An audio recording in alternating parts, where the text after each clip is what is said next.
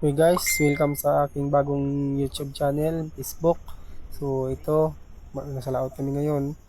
Mag CCTV net swimming, abang-abang na lang po. Dito nga, prepare na ang aking mga kagamitan at ang aking barkong pandigma. Kaya masusubok ito ang tibay nito ngayon.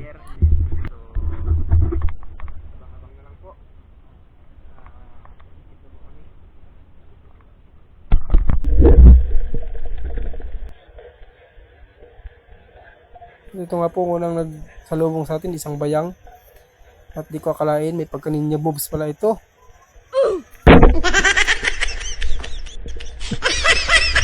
At sa aking pangalawang sisid ay isang pasilip-silip ang aking namataan.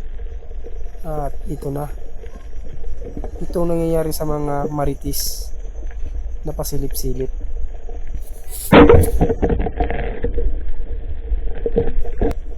Yan. Yan ang nangyayari sa mga maritis na pasilip-silip.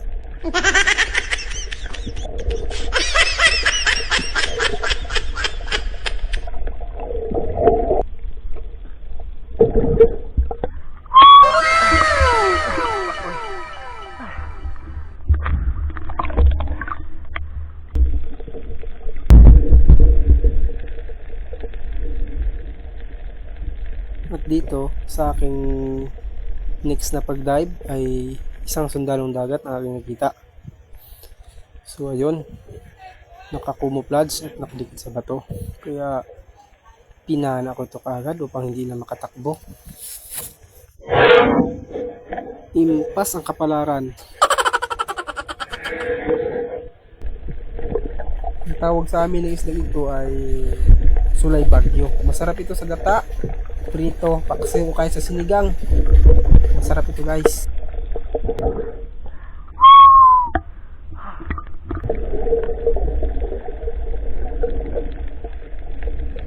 Dito nga, may pulang isda ako na napansin na pasilip-silip at pinaningan ko nga.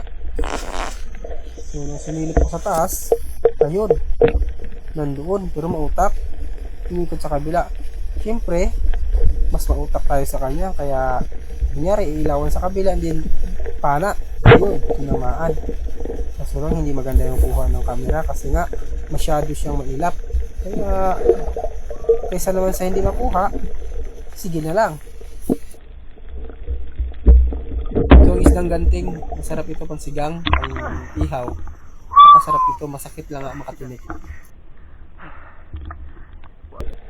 Pag hindi ko na ito nakuha ng camera, magpana ako dito dahil sa masyado siyang mailap. Kaya pinana ko na lang na hindi naon ng camera. At dito nga, isang parrotfish ang aking nasilip sa ilalim ng corals. May kasama pa siyang kasama ni Dory. So nga, dahil nga sa bawal, pass muna tayo dyan. May iba pa naman. At dito nga, isang surahan ng aking kita, ang pangarap ng lahat ng mamamana sa gabi.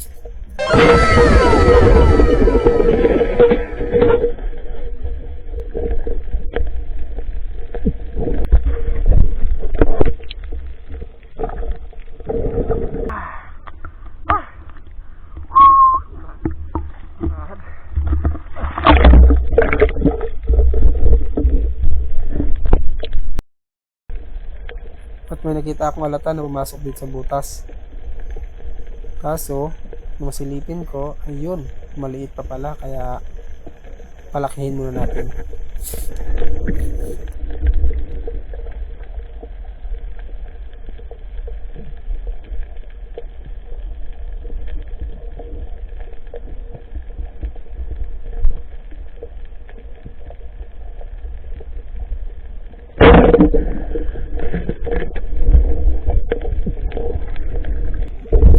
At dito, isang labahita ang aking kita. Kaya dagdag na pang benta.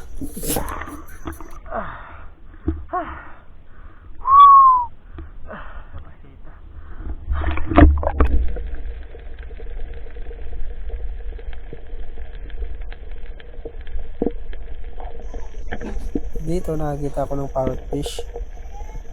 So yun nga, dahil sa bawal, tamang silip lang tayo, And then, iwan na natin yan dahil pinagbawal ng ating batas sa Pilipinas.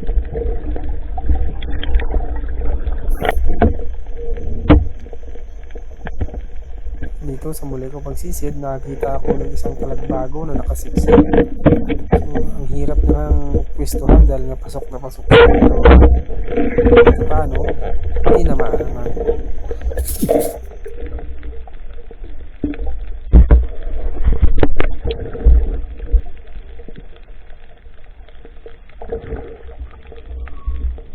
Okay, tago na po sa talagbago. Ay.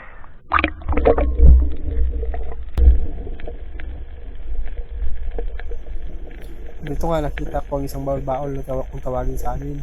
Paborito ng aking anak. Kaya huwag ko ito palampasin. Impas na kapalaran niya.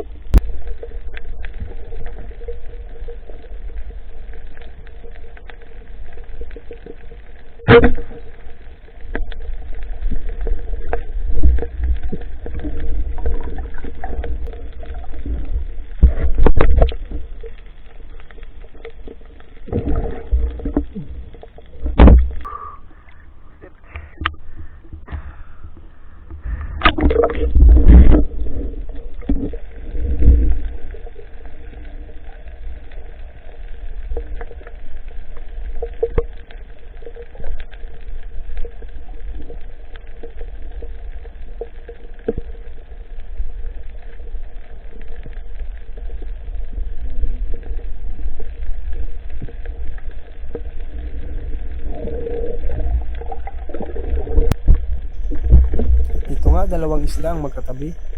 Magkatabi si Dory at ang kanyang kaibigan. Nasaan kaya si Nemo? Kaya kahanapin ni Nemo si Dory. Dahil nga, napana na siya.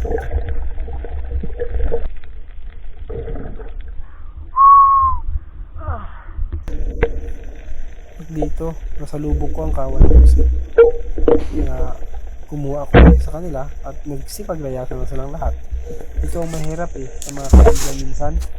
Kasamahan ka pero once na sa mahirap na kalagayan, iiwanan ka na lang nila.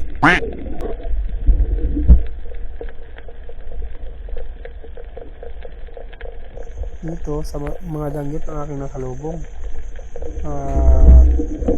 pagpana ko sa isa, kaya isa lang ako.